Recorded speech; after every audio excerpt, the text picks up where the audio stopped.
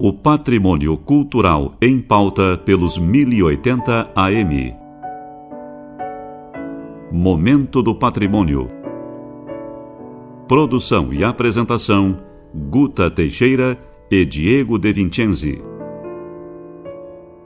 Boa noite, ouvintes. Começamos a nova temporada de Momento do Patrimônio, enfocando uma faceta do patrimônio cultural e material que ainda não tínhamos abordado: a religiosidade, especificamente a de alguns grupos religiosos ocidentais.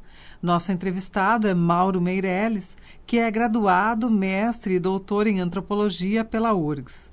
Entre suas atividades, Mauro Meirelles é professor do mestrado em Memória Social e Bens Culturais do UniLaSalle, coordenador tecnológico do Laboratório Virtual e Interativo de Ensino de Ciências Sociais da URGS, membro do Comitê Gestor da Assessoria de Inovação, Planejamento e Pesquisa do UniLaSalle e desenvolve atividades ligadas ao NER, Núcleo de Estudos da Religião da URGS.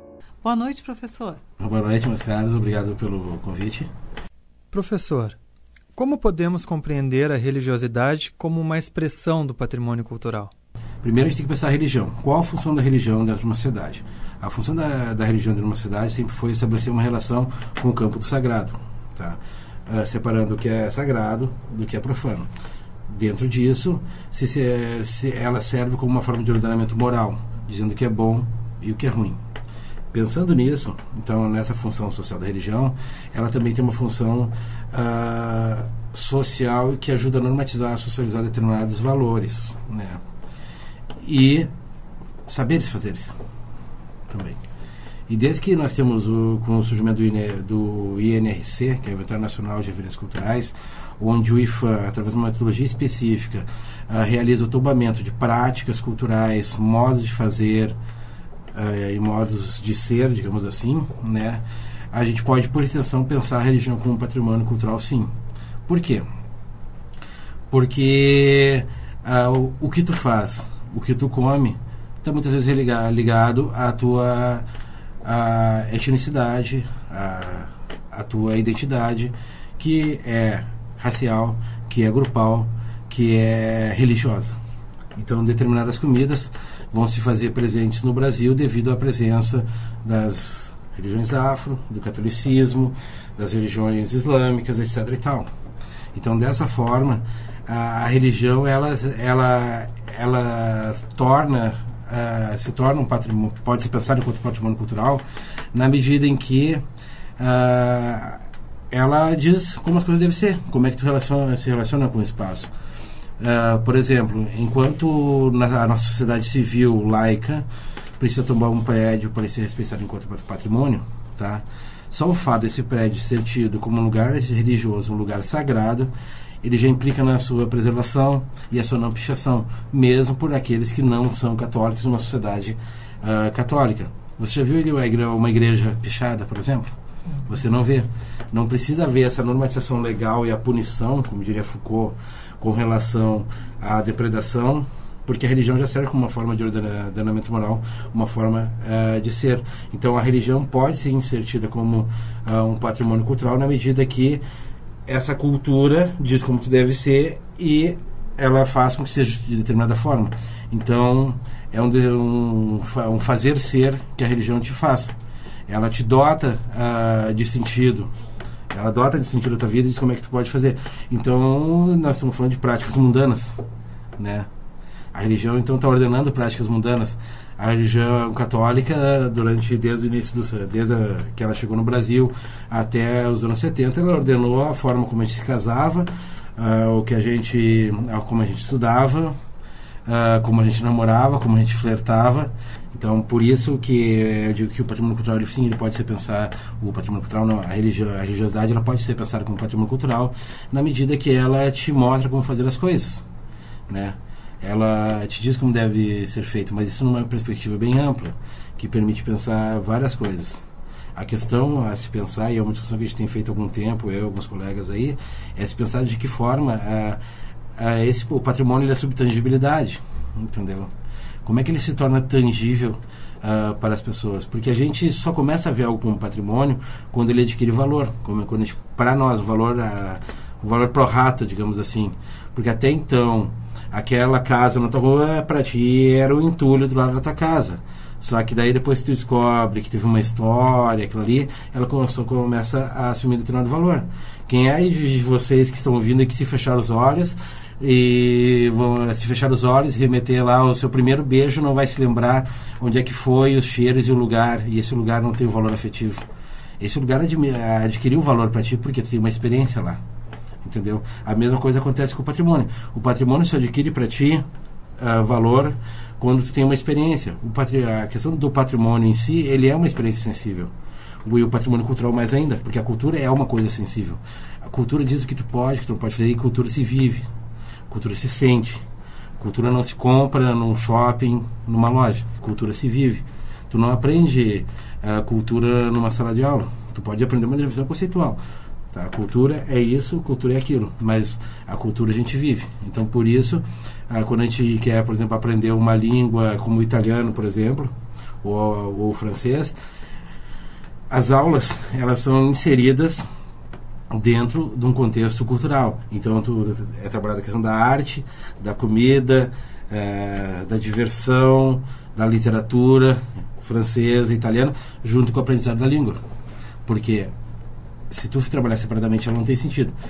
Entendeu? A cultura é a vivência. Então, geralmente, cursos de línguas latinas, que são tidas como línguas quentes, elas estão fortemente ligadas à experiência sensível, entendeu? E o patrimônio, assim. Então, de uma perspectiva antropológica bem aberta, bem ampla, todo e qualquer, não só a religião, mas tudo aquilo que tu possa viver de forma sensível, que de certa forma diga como que tu faz as coisas, ou te ordene de alguma forma, né? Ela poderia ser tida como um patrimônio cultural, uma perspectiva bem ampla. Tá? Não uma perspectiva exclusivamente acadêmica, mas é porque o meu projeto de pesquisa agora é justamente pensar essa coisa, assim, fora dos cânones acadêmicos, como é que o patrimônio assume essa tangibilidade, entendeu? Professor, qual o lugar, já que já está falando sobre as religiões, o catolicismo e as religiões afro, né? Qual o lugar que o catolicismo e as religiões étnicas ocupam no imaginário brasileiro enquanto uma forma de expressão cultural? Bom, o lugar eu diria que está dentro da cabeça da gente, né? Mas é um lugar bastante importante, né? Porque até há poucos anos atrás, a Constituição brasileira, né? Abria falando em Deus, né? Agradecemos a Deus, plá, plá, plá. E depois foi removido na Constituição de 88. Até poucos anos atrás também, até o Menem, se eu não me engano, na Argentina, para te ser presidente, tu precisava ser católico, né? Professar-se católico. Então, pensando nisso, a religião, o catolicismo, por exemplo, o catolicismo é o cimento da sociedade brasileira. Essa é uma expressão do Ari Pedro Ouro, né?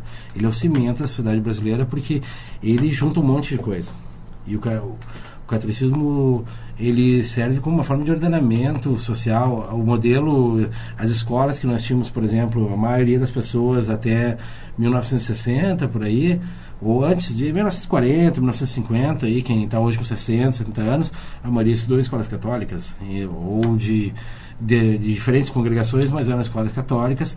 A maioria tinha que ir à missa, a maioria fez catequese, comunhão, crisma. Não fazer catequese, comunhão, crisma é algo impensável até os anos 80. A partir dos anos 80, essa coisa se tornou mais flexível. Então, quem nasceu nos anos 70 ali, né, de 70 a 80, já começou assim, bom, faz se tu quiser.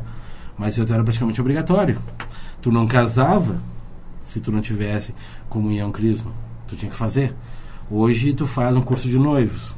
Então, mas igual o catolicismo tem esse papel importante.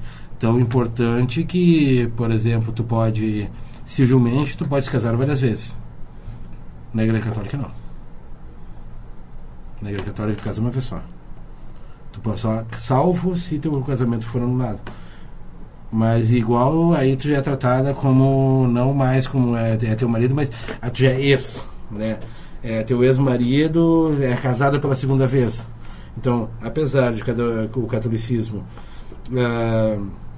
não fazer a lei agora, né, ele ainda tem esse forte ordenamento moral, né?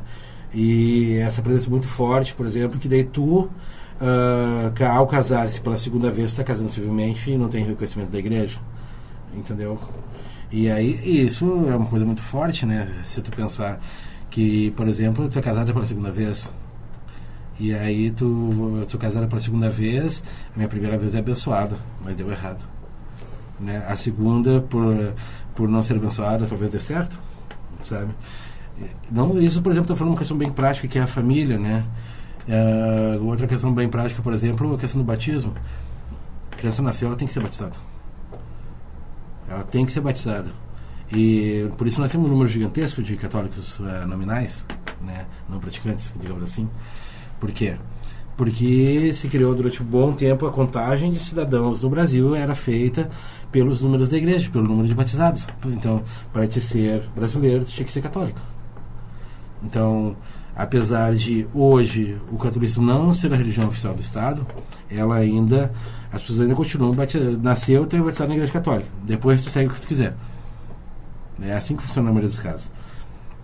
Salvo se tu for de uma religião tipo luteranismo, candomblé, alguma coisa que daí tu já é uma religião de família, é uma religião étnica, e aí o princípio de ordenamento moral vem dessa religião étnica, que não o catolicismo, entendeu? E quando a gente fala, por exemplo, do luteranismo e do catolicismo, por exemplo, né, entre o lugar que ela ocupa, comparando assim, luteranismo, não só luteranismo, as igrejas evangélicas históricas e o catolicismo, tá? O lugar que ela ocupa na vida das pessoas em relação ao trabalho, por exemplo.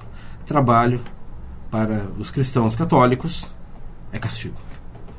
Adão e Eva foram expulsos do paraíso, e aí lhes foi dito: daqui para adiante ganharás o teu alimento, o teu pão, o teu alimento e o teu pão com o suor do teu rosto, né? Ou seja, terás que trabalhar para ganhar o teu sustento. Ganharás o teu pão e o teu sustento com o suor do teu rosto.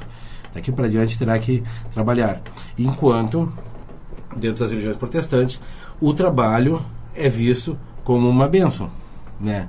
Se você tem trabalho e você está ganhando dinheiro, você está sendo agraciado por Deus. E aí nós podemos pensar em termos de transcendência e imanência, né?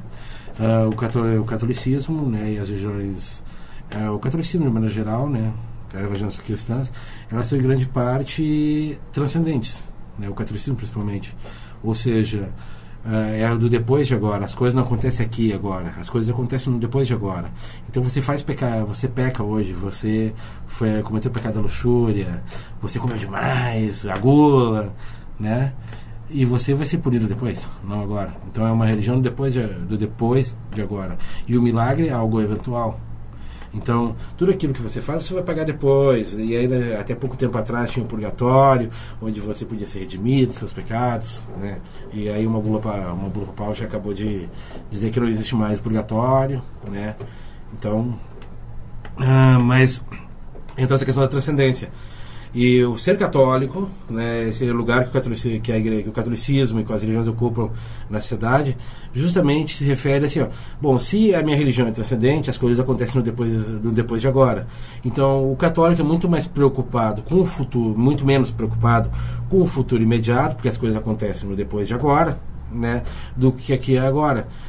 Do que nas religiões, por exemplo, protestantes ou neopentecostais, que são derivações do protestantismo, com uma nova releitura, né, onde as coisas acontecem aqui e agora.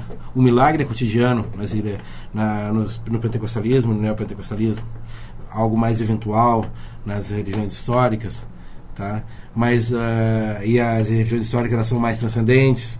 As pentecostais, elas são mais imanentes, por isso a proeminência do Espírito Santo, que é o dom manifesto, né? E que acontece no aqui e agora. Então você vai ficar rico nessa vida, você vai se casar e ser feliz nessa vida, e não no depois de agora. E se você fez alguma coisa, redima-se agora, nesse momento, né? Enquanto você está vivo, e você vai tocar a bola, continuar jogando o jogo, né, mas redimido. Então, a religião está fortemente ligada com a forma como tu te expressa culturalmente. Assim como as outras religiões. Se tu pegar um livro escrito por alguém que vem com as religiões afro, ela vai ter uma outra perspectiva com relação ao trabalho, ao mundo, do que o católico, entendeu? Por quê? Porque se o católico deixa por depois de agora, e assim como os evangélicos históricos, e o pentecostal e o neopentecostal estão no aqui agora, a religião para as pessoas ligadas às religiões afro, essas religiões mais ligadas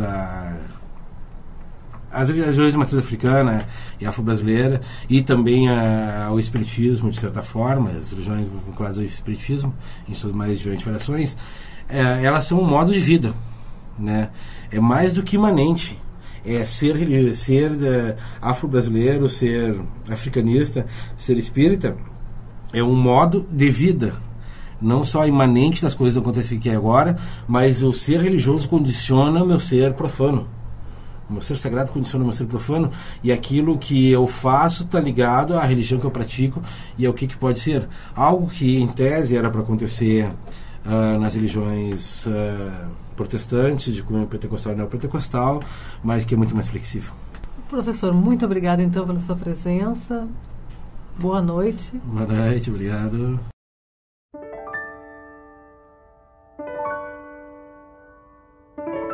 Conversamos hoje com Mauro Meirelles, que é graduado, mestre e doutor em antropologia pela URGS. Entre suas várias atividades, Mauro Meirelles é professor do mestrado em Memória Social e Bens Culturais do Unila Salle, coordenador tecnológico do Laboratório Virtual e Interativo de Ensino de Ciências Sociais da URGS, membro do Comitê Gestor da Assessoria de Inovação, Planejamento e Pesquisa do Unila Salle e desenvolve atividades ligadas ao NER, Núcleo de Estudos da Religião da URGS. Momento do Patrimônio é uma realização do setor de patrimônio histórico da Superintendência de Infraestrutura da URGS. Produção e apresentação, Guta Teixeira e Diego De Vincenzi. Gravações e mesa de áudio, Jefferson Gomes. Boa noite a todos e feliz semana.